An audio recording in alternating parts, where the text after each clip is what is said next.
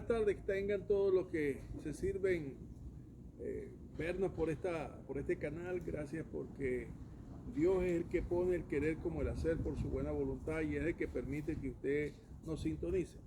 Y lo que más deseamos es que usted pueda, si considera que esta exposición que hacemos cada lunes es espiritual, contiene la palabra de Dios, bueno, le exhorto a que usted pueda reproducirla para que sea esta palabra de bendición, no solamente a usted, sino también a los que usted ama y a los que usted conoce. Vamos a exponer esta palabra, lo que he definido como la dinámica del amor de Dios. ¿Sabe? La dinámica es contrario a la estática. La estática maneja el equilibrio, los sólidos que están sin movimiento, pero la dinámica es cuando ya los cuerpos están en movimiento. Todos hemos visto cómo en la Biblia se hace el símil de la iglesia como el cuerpo humano. El cuerpo humano tiene una dinámica permanente. ¿Cuál? La sangre se está fluyendo por arterias, por venas, por vasos capilares, porque hay un corazón que lo está bombeando, y así estemos nosotros corriendo, caminando, descansando, aún durmiendo, esa dinámica no para. Y bueno, gracias a Dios que no para, porque si se para, ese hay problema.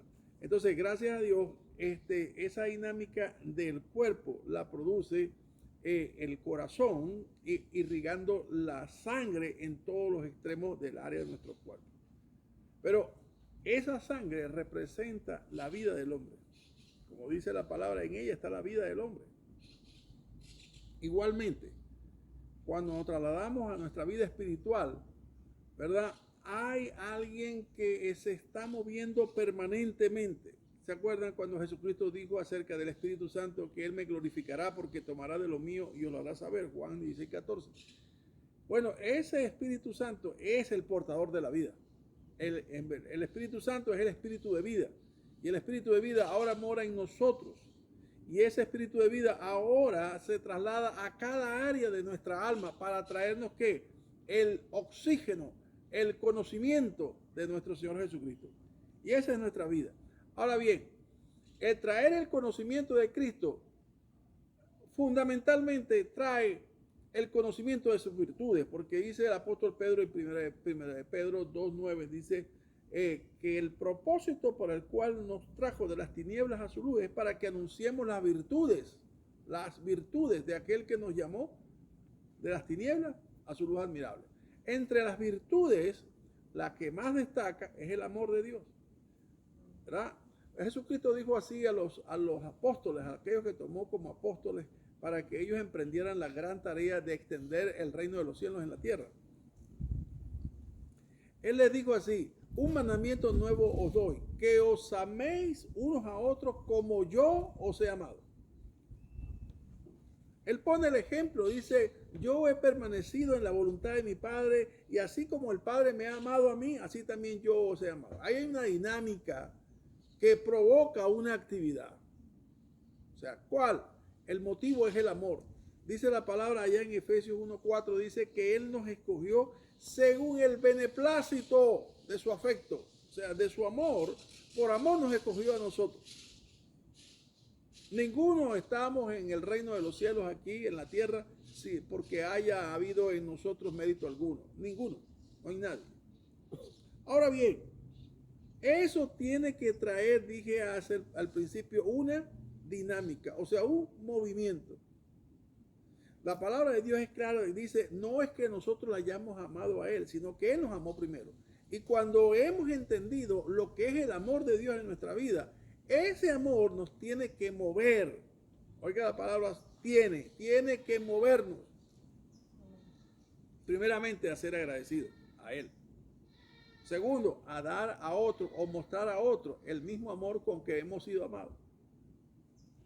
Para que pueda el mundo conocer que realmente yo he nacido de nuevo, yo tengo que mostrar amor como la principal o la primaria virtud de Cristo que tengo que mostrar. Por amor Él se despojó de su gloria. Por amor Él se hizo hombre. Por amor Él fue obediente hasta la muerte y muerte de cruz. Por amor Él dio su vida en forma expiatoria para que nosotros hoy pudiésemos tener la libertad que tenemos, la confianza que tenemos, la solvencia que tenemos, de sabernos perdonados, de sabernos seguros, limpios de toda nuestra maldad y de todas nuestras iniquidades. Dios cargó sobre él en justicia, como dice el profeta Isaías, todas nuestras iniquidades. Así que hoy día nosotros somos los portadores de ese amor. Ahora bien, yo estoy seguro, ¿verdad?, que en las iglesias muchas veces hay problemas, en las familias hay problemas. ¿Dónde no hay problemas? Donde hay hombre hay problemas. Donde esté el hombre hay problemas. Y las relaciones entre las personas muchas veces no fluyen de la manera como queramos. Por ejemplo, nosotros entendemos que cuando llegamos a la iglesia, nadie, ni siquiera uno, llegó limpio. No, ninguno llegó limpio. Ninguno llegó sano. Ninguno de nosotros llegamos sanos a la iglesia. ¿Por qué? Porque, bueno, veníamos de las tinieblas, que sanos podíamos estar. ¿Me entiendes? Es más, estábamos muertos espiritualmente. ¿Qué sanos podíamos estar? Tenemos que entender que también nuestra vida en el mundo vino o pudo haber padecido traumas, bien sea en la infancia por padres abusadores, por amigos que abusaban de uno, que lo vejaban, o el bullying, lo que llaman el bullying, o en la adolescencia, fracasos sentimentales, o en la vida adulta, en matrimonios con traiciones, con sociedades que se establecieron y no funcionaron porque alguien quiso ser más vivo que el otro, en fin. Todas esas cosas que nos traumaron o que nos afectaron de una u otra manera, ahora en Cristo tienen un solo destino, un solo lugar. ¿Cuál? En la cruz del Calvario. ¿Por qué? Porque toda el acta de decreto que estaba en contra de nosotros, allá fue a dar a la cruz del Calvario.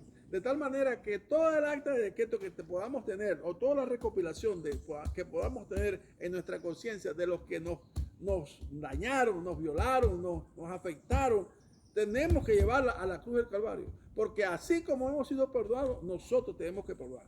Le voy a decir por qué. Segundo, porque si nosotros mantenemos todavía o le damos peso específico a cada una de esas experiencias para que hoy nos hagan mezquinos, o para que hoy nos hagan reservados para no confiar en nadie, o para que hoy no podamos expresar el amor que queremos expresar por el trauma del pasado, ese trauma simple y llanamente es una atadura. Y ahí es donde el diablo toma ventaja. Cuando le damos peso a ese bacalao que llevamos en la espalda durante años, o ese grillo que llevamos en el tobillo o en el corazón.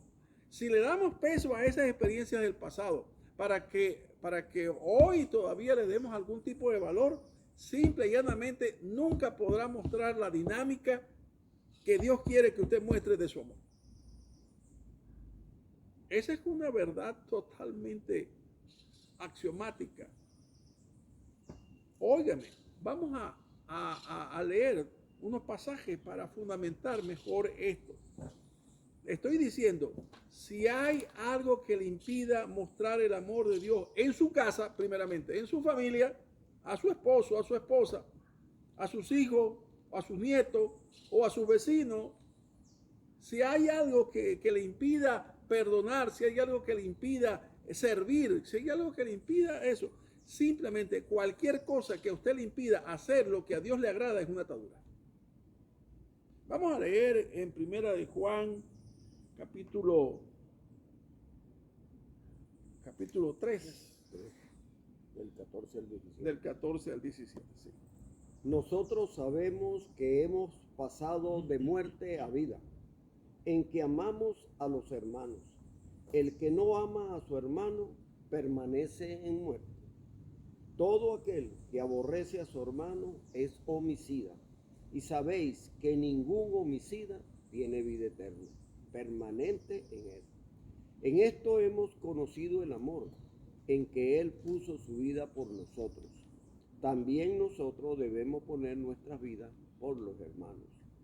Pero el que tiene bienes de este mundo y ve a su hermano tener necesidad y cierra contra él su corazón, ¿cómo mora el amor de Dios en él? Bueno, quizás si nosotros no supiésemos quién escribió esta carta, podríamos decir fue Pablo. ¿Por qué? Por la manera tan tajante como habla, tan taxativa. ¿Me entiendes? Pero resulta que no fue Pablo, fue Juan, el apóstol Juan.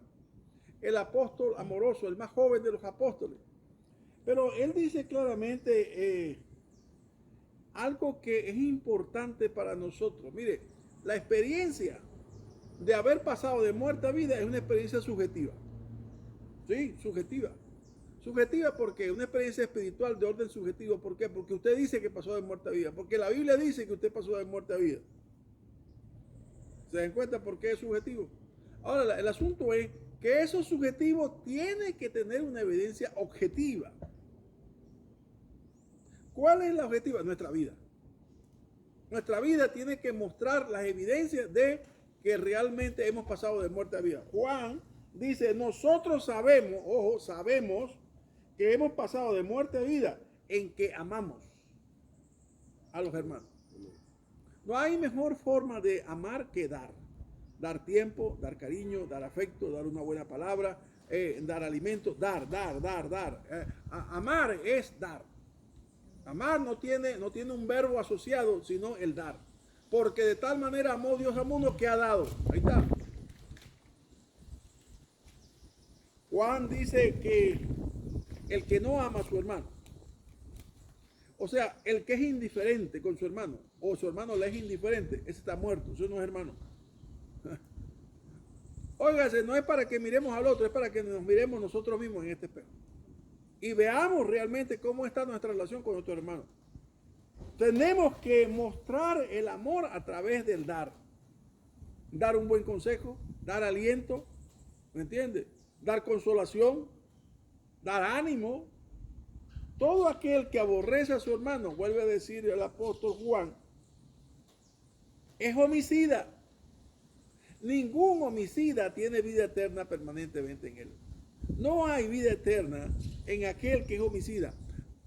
Óigame, yo entiendo que las relaciones no fluyen exactamente, quizás por nuestro temperamento, nuestra forma de hablar, no fluyen como quisiéramos, porque algunos pudiéramos ser un poco toscos al hablar o al responder, y otros no esperan, son muy delicados a la hora de oír, o sea, tienen oídos de cristal y cualquier cosa le puede producir ruido. Está bien, pero eso no puede determinar de que aquel hombre que es un poco tosco, aquella persona que es un poco tosca, no ame. Ni puede evitar o detener que nosotros no podamos dar. Al principio nuestras relaciones pueden ser un poco difíciles, pero como decía ayer, hay que amasar esa relación. Al principio pueden ser difíciles. Acuérdense que el enemigo siempre está trabajando, pero nosotros tenemos que perseverar en lo que la palabra de Dios dice. La palabra de Dios dice que nosotros debemos amar a nuestros hermanos, y en eso sabemos que realmente hemos pasado de muerte a vida, porque el que aborrece a su hermano es un homicida, y un homicida no puede estar en el reino de los cielos. Dice en el versículo siguiente que nosotros, nuestro amor no puede ser simplemente o en una buena palabra o en una buena acción. Dice en los versos que vienen adelante, dice, pero el que tiene bienes en este mundo y ve a su hermano con necesidad, tener necesidad, y cierra contra él su corazón. La pregunta es, ¿cómo mora el amor de Dios? Es una cuestión como que si fuera paradójico, pero no es paradójico. No es paradójico porque no debe cerrar contra él su corazón. Usted no puede cerrar contra su hermano su corazón y decir, no importa, pero yo lo amo. O sea, no puede ser, eso sería paradójico. O nosotros, por encima de cualquier diferencia que podamos tener con un hermano, porque bueno, no es fácil la relación, o porque algún ruido se produjo en medio de la comunicación entre él y yo, cualquiera sea el asunto, el amor tiene que estar por encima de cualquier circunstancia que haya afectado esa relación. Si alguno tiene bienes en este mundo y cierra contra su hermano su corazón, ¿cómo puede morar el amor de Dios? Eso no se entiende. Bueno, eso no debe ser así. Por eso, hermano, la dinámica de Dios dice que el amor de Dios que nos ha sido dado no es algo que vamos a procurar, es que nos ha sido dado. Primero, por mandamiento. Un mandamiento nuevo doy, que os améis unos a otros como yo os he amado. Segundo, por el ejemplo, como yo os he amado. Tercero, por un don del Espíritu. En Gálatas 5:22 dice, mas el fruto del Espíritu es amor, gozo, amor, gozo. El amor ágape se conjuga nuevamente ahí. Tercero, también por un don, como dice Romanos 5:5, porque la esperanza no avergüenza, porque el amor de Dios ha sido derramado en nuestros corazones por el Espíritu Santo que nos ha sido dado. De tal manera que nosotros no tenemos excusa para no mostrar lo que nos ha sido dado. Si algo nos impide amar como nosotros decimos que hemos sido amados, simplemente ese algo es una atadura. Es un pretexto. Pero algo que el diablo, que esa vida pasada, que esa carne se revela contra la buena voluntad de Dios, que quiere, no solamente para que el mundo vea y crea que Jesús es el Cristo, en que tengamos amor entre nosotros los hermanos. No puede existir acepción de personas en medio de la iglesia. No puede existir como aquello que Pablo decía, que unos son de Apolo, otros son de Pablo, otros son de Cristo. Eso no puede existir. Esos son para niños, no para adultos. En segundo lugar, quiero compartir con ustedes lo que el apóstol Pedro señala en su segunda carta acerca como de la necesidad de esta dinámica. Vamos a leer el capítulo 1 de la segunda carta, del verso 5 hasta el verso 8. Vosotros también, por esto mismo, poned toda diligencia en añadir a vuestra fe virtud, y a la virtud conocimiento, y al conocimiento templanza, y a la templanza paciencia, y a la paciencia piedad, y a la piedad afecto fraternal, y al afecto fraternal amor, porque si en vosotros están estas cosas y abundan, no dejarán estar ociosos ni sin fruto en cuanto al conocimiento de nuestro Señor Jesucristo. Miren ahí la palabra ocioso. Ocioso es alguien que está sin hacer nada. O sea, en un estado estático. ¿Me entiendes? Y lo que está enseñando el apóstol Pedro ahí es que no os dejarán estar ociosos. No dejarán estar estáticos. La vida del creyente es una vida dinámica. Está viendo cada oportunidad para mostrar el amor de Dios. Está viendo cada oportunidad, porque cuando muestra el amor de Dios, glorifica al Hijo y honra al Padre. Las obras son las que dan testimonio, como decíamos la semana pasada. Las obras dan testimonio de que realmente hemos pasado de muerte a vida, de que la fe es real y que el amor realmente está en nuestro corazón. Por eso está él en esta secuencia, como lo primario que tenemos es la fe. Dice él, bueno, la virtud es hacer el bien. Añadir a vuestra fe virtud. Nosotros tenemos que ser conocidos, los hombres y mujeres del reino. Perdón, tenemos que ser conocidos como gente de bien. No a que hay malicia en nosotros. No, esa persona es maliciosa, tiene malas pulgas. No. Un hombre de Dios tiene que ser conocido como gente que hace el bien, no es truán, no hace truanería. Tercero, dice, añadir a esa virtud conocimiento. Pedro dijo en la segunda carta, en el capítulo 3, verso 8, dijo que cuando habla de las señales del fin, dijo, aparte de todas estas cosas, crecer en el conocimiento de aquel que os llama. Crecer en la gracia. Siempre la palabra crecer es un imperativo. Hay que crecer. No puede estar ocioso, porque estar ocioso significa estático. Y el amor no es estático, el amor es dinámico. Así de fácil. No puede estar ocioso. Y dice tercero, añadir entonces a ese conocimiento dominio propio. Ah, qué hermoso es poder. Dice que el que controla, Santiago dice, que el que controla su lengua es más fuerte que un general que controla toda una ciudad. Imagínese usted, porque la lengua es como un pequeño fuego, una pequeña chispa que enciende grandes bosques. Tenemos que tener control, templanza, dominio propio sobre lo que vamos a decir. Porque no podemos asaetear, no podemos lajar la vida de nuestro hermano.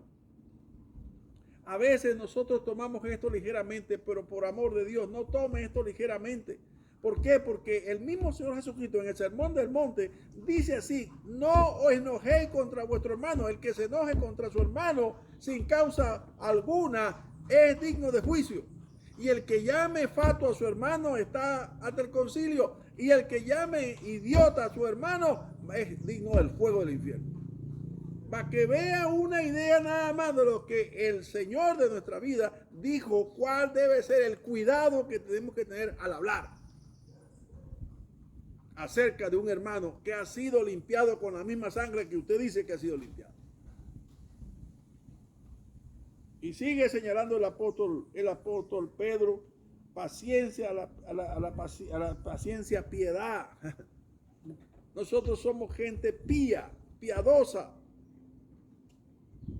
que nos condolemos del dolor ajeno, al afecto, a la piedad, afecto fraternal, y al afecto fraternal cierra con esta guinda del helado, con amor. Añada amor a su vida. Cada vez que usted esté pensando, decir, ¿qué puedo hacer para agradarte, Dios mío? En el devocional de la mañana dice, ¿qué puedo hacer hoy para que te agrades de mí? Para poder mostrar la virtud tuya de tu amor en mi vida. Señor, yo tengo que hacer algo hoy. De alguna manera tengo que bendecir a alguien. Porque ¿sabe qué? Usted y yo fuimos llamados para hacer bendición. Amén. Sí. ¿Se acuerdan cuando Dios le dijo a Abraham, en ti serán benditas todas las familias de la tierra? Bueno, por nosotros serán benditas las familias de la tierra. A lo mejor no toda la tierra, pero los que estén alrededor nuestro. Para que seamos de bendición. Al final dice el apóstol Pedro, porque si estas cosas están en vosotros y abundan, no os dejarán estar ociosos y sin fruto. Porque si algo tiene que tener como característica vertical de la vida de un creyente, es que tiene que dar fruto. En esto he glorificado a mi Padre, que vayáis y llevéis mucho fruto y seáis así mis discípulos. ¿Por qué? Porque copiaron mis virtudes. Ustedes son mis discípulos si copian las virtudes, si andan como yo ando, si pisan donde yo pisé, si dejan una huella como la que yo dejé, si dejan impregnada otras vidas, influenciada otra vida con el amor con que yo los amé. En eso son mis discípulos. Así tenemos que nosotros mostrar a otros la virtud más grande que nosotros hemos recibido, el amor de Dios. Dios los bendiga donde quiera que se encuentren.